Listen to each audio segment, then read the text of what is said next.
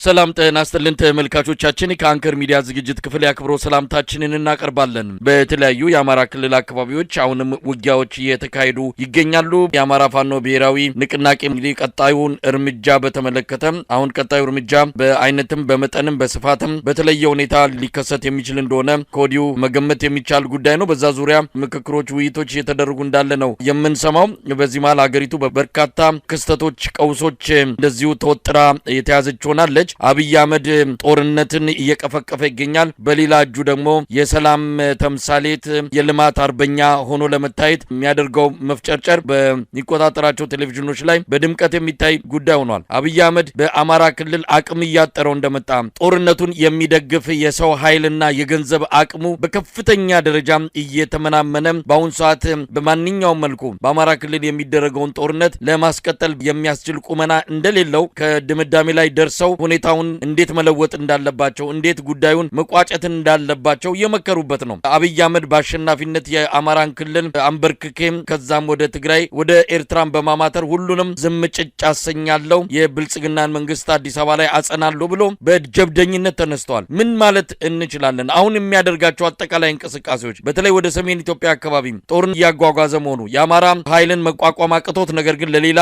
መጠነ ሰፊ ጥቃት እየተዘጋጀ መሆኑ ለብዙዎች ግራ የሚያጋባ ሆኗል። የሰውየውንም ጤና ማጣት ከዚህ ጋር እያነሱ የሚጠቅሱ ወገኖችም አሉ። በማዕከላዊ ጎንደር ሻውራ በተደረገው ውጊያ ከፍተኛ ቁጥር ያለው የአገዛዙ ሰራዊት መማረኩ ተገለጸ። ከ120 በላይ የአብይ አህመድ የጥምር ሰራዊት አባላት በፋኖ ቁጥጥር ስር ገብተዋል። ከፍተኛ ወታደራዊ ኪሳራ አገዛዙ እንደገጠመው ነው ያገኘነው መረጃ የሚያመለክተው። እንግዲህ በዚህ መድረክ ላይ የተናገራቸው ንግግሮች አሉ።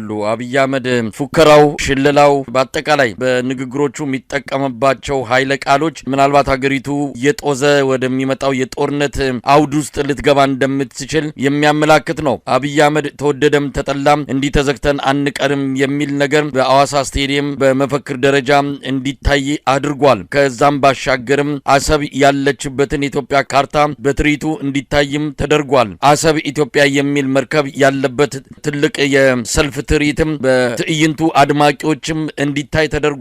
በአጠቃላይ አሰብን በቅርቡ በእጃችን እናስገባለን፣ በኃይላችን በጉልበትም ቢሆን ወደ ራሳችን ማድረጋችን አይቀርም የሚል ከፍተኛ ኃይለ ቃል የታጀበ ቆይታ ነበረ በሐዋሳ ስታዲየም ያደረገው። የሚናገራቸው ንግግሮች በተመለከተ ወታደራዊ ባለሙያዎችንም አነጋግረናል። አንዳንድ ከእውቀት ማነስ፣ ከልምድ ማነስ፣ ከብስለት ጉድለት ሰውየው ሁልጊዜ የሚታወቅባቸውን ነገሮችን ነው በሐዋሳው ስታዲየም ላይ እንዲሰማ ያደረገው። በአጠቃላይ አብይ አህመድ ወደ ጦርነት ተንደርድሮ ሊገባ የሚችልበት ሁኔታ ሰፊ እንደሆነ እየተነገረ ነው ያለው። ይህንን ጦርነት ሊያስቀር የሚችል ምንድን ነው የሚለው ነገርም እንደዚሁ ወታደራዊ ባለሙያዎችንም የፖለቲካ ታዛቢዎችንም እያወያየ ያለው ጉዳይ ነው። አብይ አህመድ ከዚህ በኋላ ጦርነቱን ለማስቆም የሚችል አይደለም። ጦርነቱን ከማካሄድ ውጪ ወደኋላ ሊመለስ እንደማይችል ነው የሚገልጹት። ከዚህ አንጻር ትግራይ መሬት ላይ መርገጥ ያልቻለ ወደ ትግራይ አልፎ ተሻግሮ ውጊያ ለማድረግ የትግራይ ጊዜያዊ አስተዳደርን ፍቃድ እየጠበቀ ያለ ያ ደግሞ ፈጽሞ ሊሆን እንደማይችል በሚነገርበት ሁኔታ ከኤርትራ ጋር በየትኛው ምድር ላይ ሊዋጉ ይችላሉ የሚለው ምናልባት የአፋር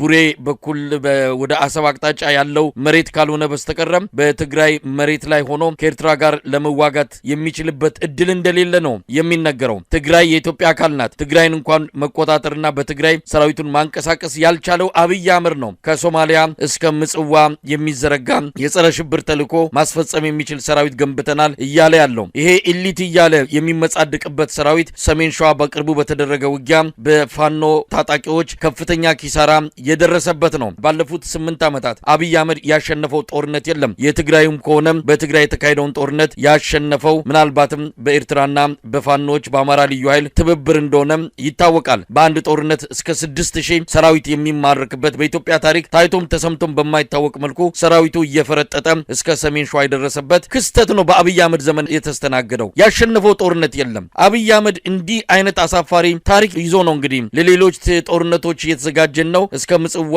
የሚዘረጋ ኃይል እየገነባን ነው እያለ የሚመጻደቀው። የተባበሩት መንግስታት ድርጅት አንድ ማዕቀብ እያዘጋጀ ነው። በሱዳን ጦርነት ውስጥ እጃቸው ያለበትን አካላት በሙሉ እያስጠነቀቀ ነው። አሜሪካም በዚህ ጉዳይ ላይ ቀጥ ያለ አቋም ይዛ እየመጣች ነው። አብይ አህመድ ሁለመናውን እዚህ ጦርነት ውስጥ አስገብተዋል። በአንድም ይሁን በሌላ ከታላላቅ የዓለም አቀፍ ተቋማትና ምዕራባውያን መንግስታት ጋር የሚያላትመውን አቋም ነው ይዞ እየፈረጠጠ ያለው አብይ አህመድ። ኢትዮጵያን ለሌላ ዙር መከራ ለሌላ ዙር ጦርነት አንደርድሮ ሊያስገባት ጥድፊያ ላይ ይገኛል። መሳይ የመከላከያ ትልቁ ጉልበቱ የሪፐብሊካን ጋርድ ኮማንዶ አየር ወለድ እና ሌሎችም ኢሊት ያላቸውን አቅም ያላቸውን ወታደሮች አይደለም። ዋነኛው ትልቁ የመከላከያ ጉልበት ከኋላ ያለው የህዝብ ድጋፍ። አሁን በዚህ ጊዜ የኢትዮጵያ ህዝብ የኢትዮጵያን መንግስት እጅግ በጣም የሚጸየፈውና በጣም የናቀው ስርዓት እንደሆነ በደንብ አድርጎ አውቆታል። ይህ ሰውዬ ከስልጣን ቢወርድም የትም አይሄድም። ምንም ያተርፈው ኃይል የለም። ምናልባት የትግራይ ክልል ጊዜያዊ አስተዳደር የነበረው ጌታቸው ረዳ